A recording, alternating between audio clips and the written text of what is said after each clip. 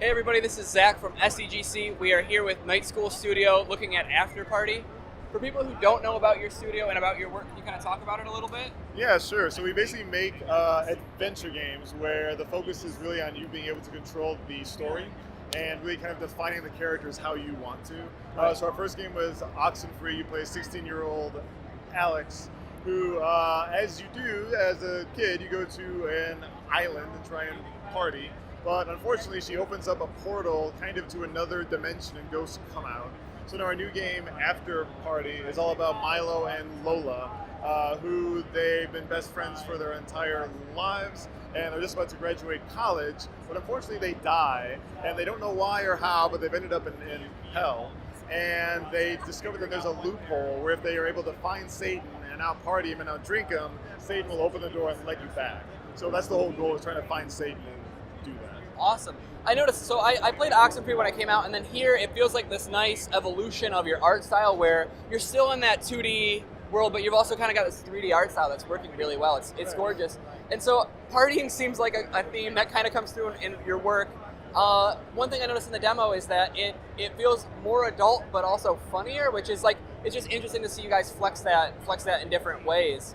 So yeah, how long have you guys been working on the game? A little under 2 years now, and Okay. it'll be out 6-7 months. 7 months? Yeah. Awesome, yeah, and I saw recently, like, you guys are doing, like, I saw Xbox Game Pass right out the gate, too, which was, like, cool. Yeah.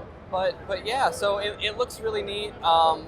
So when it comes to writing characters like this, how do you balance the tone of, like, I mean, I don't know, like, I guess I feel like it's hard to write a story about hell that's, like, funny and good, and, like, Yeah. you know, like, it almost reaches, like, those Good Place vibes where, like, that show entirely is about. Yeah. So, like, how difficult was it for you guys to pick a tone and kind of settle on that? Yeah, it's always hard to, like you say, to really kind of like crash land the plane onto a right tone. Yeah, because Right. we definitely wanted this to be more comedic than our last game. Yeah. Because Oxenfree can get kind of heavy. Oxenfree is a heavy game. And with this game, we wanted to still have a lot of heart, and you would really care about the characters. But to have more of like a Simpsons or a Rick and Morty or a BoJack Horseman vibe, Sure. where kind of your base level is still like you're just trying to hit jokes. And if we can get you to also like care about what's going on, then great. But Right. as long as you're laughing, then good. We're doing our job.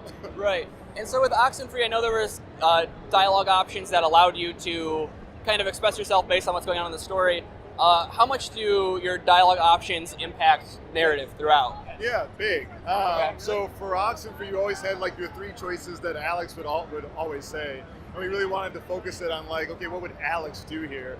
But with this one, we wanted to let you kind of role play more in terms of what you wanted to do. So every drink in every bar, there's like 4 or 5 or 6 drinks per bar, will change a dialogue choice or an action that you can do. Okay. So if you go into a bar and you're like, you know what, everyone looks like kind of mean here and I want to try to intimidate them, I'll get the drink, they'll give me more of those options. Okay. Or you can do the opposite, Ben, and be like, I'm going to be the jokey guy and try and liven up the crowd. You can try that too. Or there's random ones where it's like you drink and everything you say sounds like a pirate, or you'll throw up your conscience. It's like this little character that runs around, you have to catch him. Yeah. And until you do, all your choices are awful.